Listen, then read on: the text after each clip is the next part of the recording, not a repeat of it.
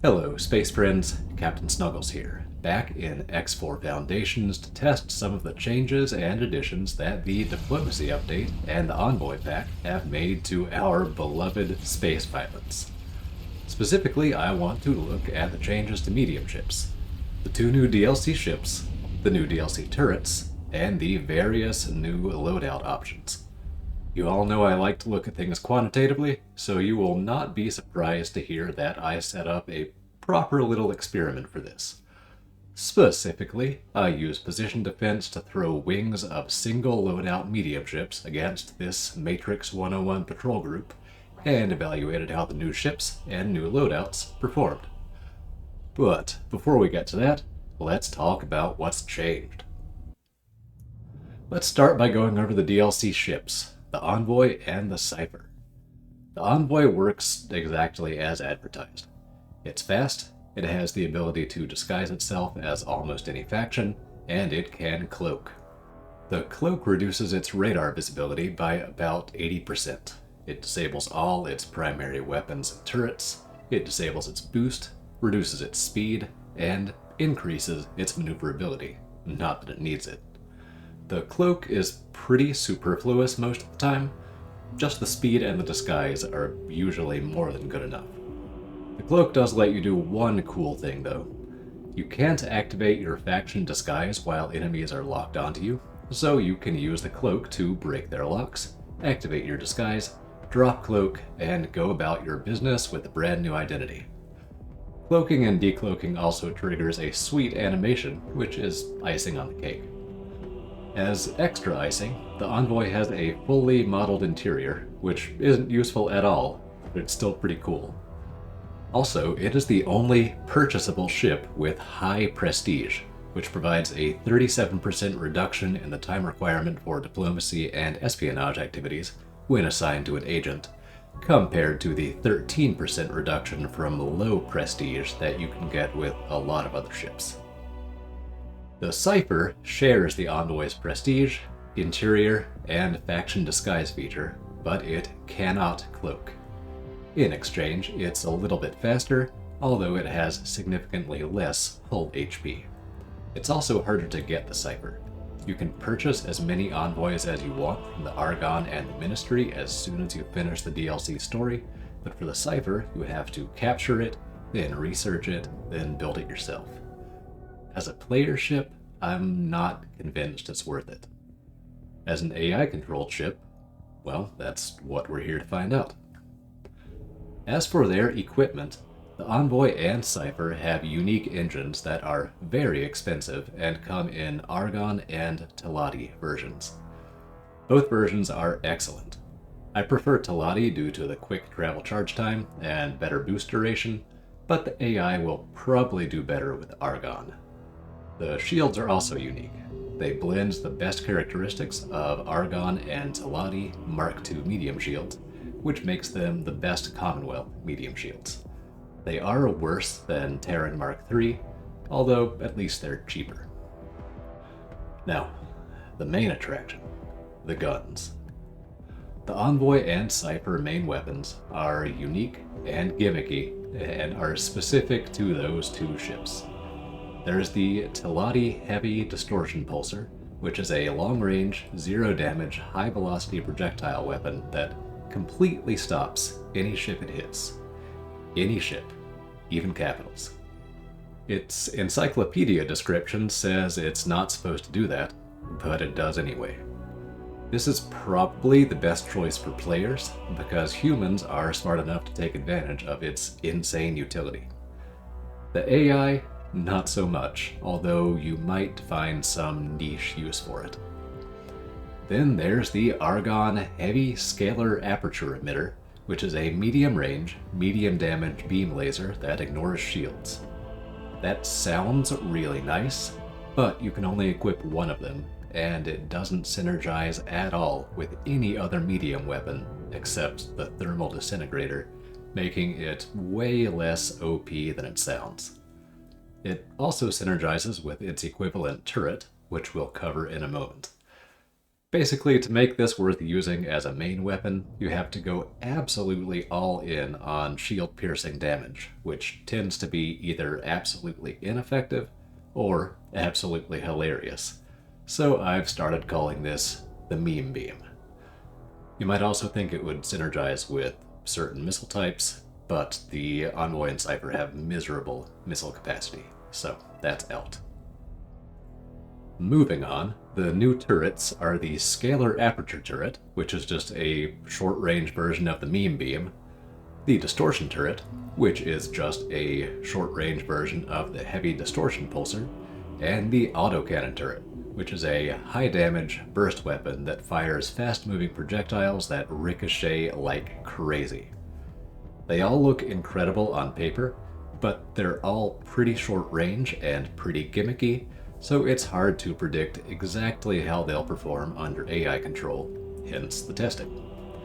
Here's the big thing though. They are classified as advanced weapons, which means they can be equipped on the Hydra, the Thresher, and the Odachi. In fact, this update has added the option to equip any Frontier tech onto Boron ships, and vice versa. That's very favorable for the Boron, who now get arguably better engines and shields, plus EM weapons and turrets to go alongside the crazy new DLC turrets on their medium ships. Let's take a quick look at that Frontier tech. Frontier engines are better and cheaper than Boron. Frontier shields are better but more expensive than Boron. The electromagnetic cannon has high burst damage, high sustain damage, high accuracy, and good range. It's an excellent all-around weapon at a medium price point compared to the Boron weapons, which generally underperform at their respective price points. In other words, the EM cannon is generally better than all of them, except missiles, which are in their own category and are not part of our test. Last up, we have the electromagnetic turret, which is a good all-rounder like the cannon, but it's going to have some serious competition from Boron turrets, which also tend to be pretty good, so we'll just have to test them and see. So, in summary, we want to test the two new ships, we want to test the new loadout options for Boron ships, and we want to test the old Boron loadouts as a control. I'm not including the Odachi, we can just extrapolate based on the Hydra. Here are the loadouts I'm testing, in the order in which I tested them. Hydra, Boron version, Boron engines and shields, 2 ion atomizers, 2 phase cannons, and anti-shield turrets. Yes, I tried railguns, they got stomped. Hydra, Frontier version, Frontier engines and shields, electromagnetic, everything. Hydra, AC version, Frontier engines and shields, EM cannons, 1 distortion turret in the nose, 2 autocannons on top. Thresher, Boron version, Boron engines and shields, an ion atomizer, and my preferred mix of turrets. Thresher, Frontier version, Frontier engines and shields, electromagnetic, everything. Thresher, AC version, Frontier engines and shields, an EM cannon, 2 distortion turrets, dorsal and ventral, and 6 autocannon turrets. Thresher, meme version, all meme beams in the turrets, otherwise same as the AC version. Cypher, argon engines, meme beams, and thermal disintegrators. Envoy, same as the Cypher. Again, this test took place in Matrix 101, using single loadout wings on position defense. The wings had enough ships to fill a budget of 75 million credits, which meant anywhere from 15 to 25 ships. They went up against 1H, 9 Xenon corvettes, and 36 Xenon fighters. I ran 2 replicated runs per ship type. The raw footage of the second replicate is linked in the description if you're interested. I measured percent completion, percent survival, and time to complete. I averaged those stats across the 2 replicates, and I ran a couple of other comparisons when appropriate. here are the results. The Boron Hydra had one close win, one close loss, and unimpressive time to completion. Long story short, it really struggled to hit anything with its main weapons, so its applied DPS was very low. When it lost, it actually didn't lose all its ships, it just didn't have enough DPS left to break the shields of H. The Frontier Hydra did better. It hit things, it won both its runs, lost a lot fewer ships, and finished faster, although it still wasn't a very impressive time. I measured a 28% overall improvement compared to the Boron Hydra. Then there's the AC Distortion Hydra. I think the Distortion turret breaks its AI, because all the Hydras ended up just flying slowly in circles and dying, both runs, without putting up much of a fight at all. I don't know whether it's the turret itself that breaks the AI, or if the ship just doesn't respond appropriately when its target stops moving. Either way, it was pitiful. Now, the Thresher. With 8 turrets in action simultaneously, I was hoping to see some big differences here, and I was not disappointed. The Boron Thresher did very well, winning both its runs quickly with a decent survival rate. Boron turrets are still good. Not much to say here. The Frontier Thresher surprised me. It had one decisive loss and one very close win. Out of the 7 ships that managed to win at least one run, it had the worst completion time and the worst survival rate. I rate it as about 64% worse overall than the Boron Thresher. Turns out the EM turret is not that great. Now, back to the other extreme with the AC Distortion Thresher. It worked exactly as designed. The distortion turrets immobilize targets, then the autocannon turrets blast them with their insane burst damage.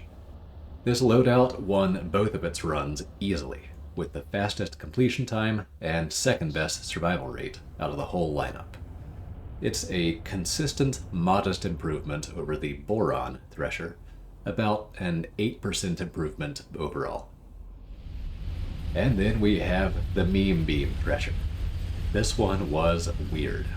It shredded fighters, but struggled against the H, giving it 2 wins, a mediocre completion time, and the #1 best survival rate.